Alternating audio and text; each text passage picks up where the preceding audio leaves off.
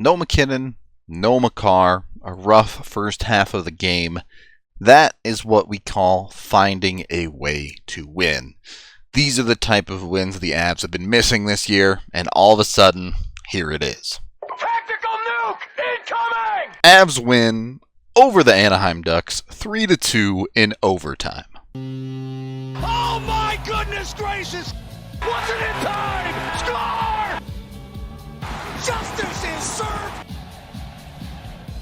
Everyone wondering if the Avs are contending or not. I'm not looking at the blowout games. I'm looking at this one. This is the statement win for the non-believers. This is showing that they can find a way to get the job done regardless of the situation. The first period was relatively even for the most part. The Avs did a better job of controlling possession, but outside of the few grade A opportunities, most of the Avs came from the perimeter, not super high danger chances, and the ever-present issue of the Avs failing to convert when they did get their few high danger ones. Well, that's not completely true, because the Avs did technically put a puck in the net. Jacob McDonald has fired a shot high and wide. It's somewhere up here at the top of your screen, and it's going to come back down towards this side of the screen. You're going to see Nazem Kadri come into frame beyond Mikko Rantanen here. There's the puck. Here's Kadri's stick, getting ready to swing at said puck. He must have played some baseball in his life because he makes solid contact here. Just about to hit the puck there. You can just about see it. He makes great contact, gets it directly on net. Here's where the problem arises. This is Mikko Rantanen. Yes, he is squatting down a bit. And it's a tough angle, so it's hard to really tell, but Mikko is pretty tall, even when he's squatting. Hockey net's only 4 feet tall. This is very likely above the net. The ultimate call here was it was a high stick, and I don't really have an argument against it. There wasn't a perfect angle, but it sure looks like his stick is high from this one. Still a ridiculous play from Kadri to bat that thing directly on net, and it does beat Gibson into the corner. So despite the Avs' best efforts, they can't get a goal to count in the first period. With that being said, I thought the Avs played great team defense for the first 19 minutes of this hockey game. There were some sloppy moments, but on the whole, they were recovering when they made mistakes. And then the last minute of the period came, and the mistakes compounded and cost the Avs. It's a tale as old as time at this point, and sometimes it's just brutal to watch. Just a hideous play all around here. I don't have enough of the clip going back far enough, but this is Tyson Jost outside of the zone because he initially failed to clear a puck going up the near board. So there's already been one bad turnover in the defensive zone as Anaheim gets this puck back in deep. I want to run that back for you one more time. Because look at Ryan Graves right here. He is checking the ice. He's taking a look and seeing where everybody is. So you should have a good feel for where he needs to go with this puck. He even does a double check right at the end there. And there is pressure coming in from behind the net on him, but he opts to go backhand up the boards, despite checking and recognizing that his only option is JT Compher high up in the zone. He really has to rim this hard or potentially even go off the glass for this to be a chance to get out the Compher. It's a weak backhand along the boards low, and it gets picked off. Just can't have it. Just cannot have 2 turnovers in quick succession in your own zone like that. It has to be better. And then the Avs just go full panic mode as Anaheim works the puck back in deep here. The Avs just all completely collapse to the net front. By the end of this play, you're going to see, I think all 5 Avs are within about a 2-foot square on the ice as we run it forward here. No one pressuring the puck carrier behind the net. The Avs collapse. If you're going to play defense like this, the pass just cannot get through. Period. Full stop. If you let the pass get through, you're in big, big trouble. This one gets through right through Graves, and the shot finishes past Grubauer. You have to be able to put the brakes on sometimes. Mistakes happen. I get it. I talked about it the other video too. But you can't make 4 mistakes in a row. That goal coming with less than 10 seconds left in the first period, just completely deflating after what was a pretty darn decent period for the Avs. And when you make mistakes, things start to go against you. In the start of the second period, the Avs are playing okay. And then 2.5 minutes in, a bounce goes Anaheim's way, and all of a sudden it's 2-0. A skittering puck is going to slip by a falling Tyson Jost, and then Brandon Saad is going to take a strange route for a weird bounce and lose the race to the puck. Bit of a problem here. Andrei Burakovsky gets caught super flat-footed watching this play, maybe even cheating in as a forward a little bit. So when the puck does come out and Brandon Saad loses the battle, it creates an odd man rush, 3-on-2, even almost 4-on-2 for the Ducks there. Some great hustle by Jost to get back on his feet and get back into this play. Ultimately, it ends up not mattering a ton. Anaheim did not take advantage of the odd man numbers here at all. Ends up just walking down the boards, does Silfverberg, and the Avs play good defense. There's no fault here on the Avs defense. They play well. Taves mirrors him up, gets his stick in the way, fires a shot off, and it just ends up tipping directly off of Taves' stick. Grubauer probably has this one on lock if it doesn't get redirected, but it's a perfect redirection by Taves right up into the top corner. Nothing you can do. The Avs go down 2-0 in the second period, and fair is fair here. Every time the Avs get up by 2, I say they should win the hockey game. Ducks should have won this hockey game. Did I mention the Avs seem cursed as Val Nichushkin at the start of the second period gets a great opportunity and ends up hitting not 1 but 2 posts. Now, to be fair, the Anaheim Ducks also hit a post in this game just because we're keeping track. But it's clear something broke in the hockey god's brains when Nichushkin hits 2 posts on a single shot, because finally something had to give. Look, the Avs may have been the better team on metrics in the first half of the game, maybe not. It was pretty close.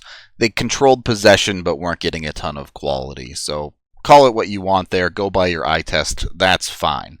At about the halfway mark of the game, though, a flip switched. All of a sudden, the Avs' intensity was up. They were working harder, and they were getting to the dangerous areas.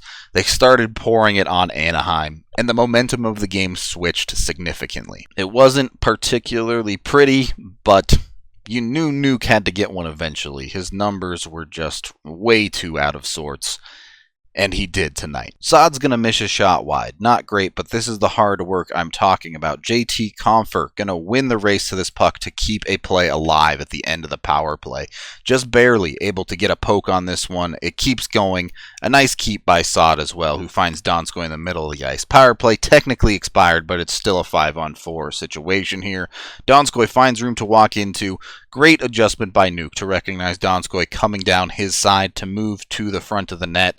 An absolutely beautiful pass by Donskoy here with the nutmeg to find Nichushkin in front. Nichushkin just turns and fires, and the puck goes in. Now, initially, I thought this goal was a little bit soft by Gibson, but on a further watch, this is actually a great shot by Nuke. Gibson does have to move to his left here to commit to this. He's not 100% sure where Nuke is, so the glove does flare out a little bit, giving just enough room. Nuke, I don't think he was that amazing. I don't think he was predicting the glove position or anything. But what's excellent about this shot is Nuke gets it up and over pad height. He gives this puck a chance to go in by getting it above the pads, and that's exactly what happens. It just slips through above it. A breath of life there for the Avs, and suddenly something seemed to click. All of a sudden, without some of that star power, let's be honest, I don't think Mikko Rantanen had a particularly good game in this one either. The Avs realized the way they were going to win this game is by grinding it out and getting dirty goals. So they do exactly that. They go right back to the well 2.5 minutes later and pick up another one. It's just hard work, man. A little bit of a slow roller. Check out Jost's stick lift here to keep this play alive and keep control of the puck. It's just beautiful to watch. This is the type of hard work the Avs need. Taves over to Renouf. Renouf throws a shot on net. It's a good job of a seeing eye shot to get it through off a pad and create a rebound. It comes out off of Gibson, can't quite handle the rebound, bouncing around. Jost is the man to find the puck, throws it back towards the net again. Again, this is simple hockey. You're not trying to be too fancy. They're just getting pucks towards the net. All of a sudden, they're in a dangerous area. Ducks panicking a little bit, making a nice little V around the big danger slot area. Joe's shot comes through. It takes a funny bounce. Gibson can't handle it. All of a sudden, it's in behind him. Garbage man Brandon Saad gets his stick on it, and we got a tie hockey game. The second line tonight was Brandon Saad, Tyson Jost, and a rotating cast of Donskoy. At times it was Nichushkin. I think you saw Burakovsky take some shifts up there as well. So they were a little bit all over the place, and it didn't matter. They came to play, and they were the ones that converted with a struggling top line of, again, a mix. By halfway through the second period, Bednar just started going to the blender. I believe that's the first time this year the Avs have erased a 2-goal deficit, and they do it before the third period even begins. And for the most part, the third period felt like neither team wanting to make the big mistake and give up at least that 1 point. The Avs did have some great opportunities. Again, they just couldn't quite find that next finish, but you live with it. Both teams head into overtime. Credit to Jared Bednar here. Through the third period and overtime, he was willing to play the hot hand. He was giving ice time to Val Nichushkin. He was giving ice time to Jacob McDonald. Jacob McDonald played over 20 minutes in this game. Bednar was not afraid to just play whoever he felt was feeling it. I mean, honestly, do you legitimately think we would have seen Val Nichushkin in 3-on-3 overtime last year? I know he had a good stretch of the season, but I don't think you'd have seen much of him there. Tonight, you saw it. And more importantly, tonight, it paid off. This is perfect execution by the Avs on this play. Saad gains the zone. Nichushkin also coming in. Devon Toews is the late man. As Saad and Nichushkin push the initial two defenders back, Saad curls back and finds Toews at the point for a little bit of room. Again, they recircle. We see this all the time in 3-on-3. It's just circle, circle, circle until you can find some room. Toews, now in the 28th minute of his hockey game tonight, is able to hold right to the blue line before finding Nichushkin, again, dragging the Ducks back out into the zone, forcing them to chase a little bit, and then Nichushkin picks this puck up and just goes ham. This is the type of thing you expect to see from a Gabe Landeskog, from a Mikko Rantanen, from a star player with some power forward ability. Nichushkin goes to his backhand side, protects the puck, and just says, I'm going to the net, try and stop me.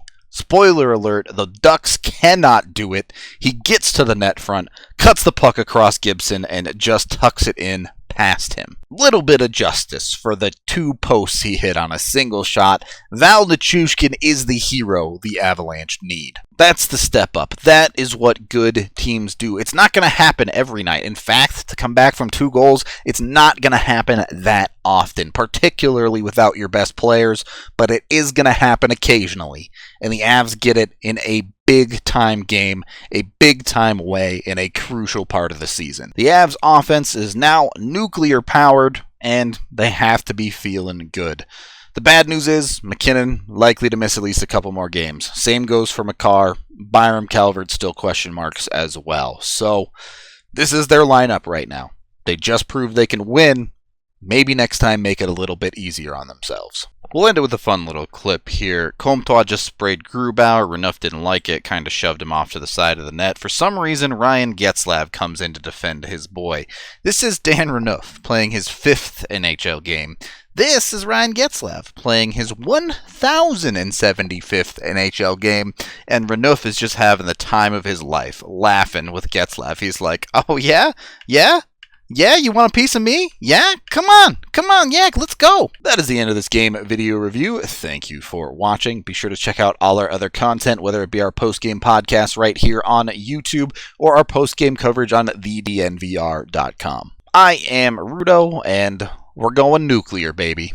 Avalanche time, come on, grab your friends. We're going to the playoffs again with Nate the dog and Gabe the big. The fun isn't over yet, it is Avalanche time.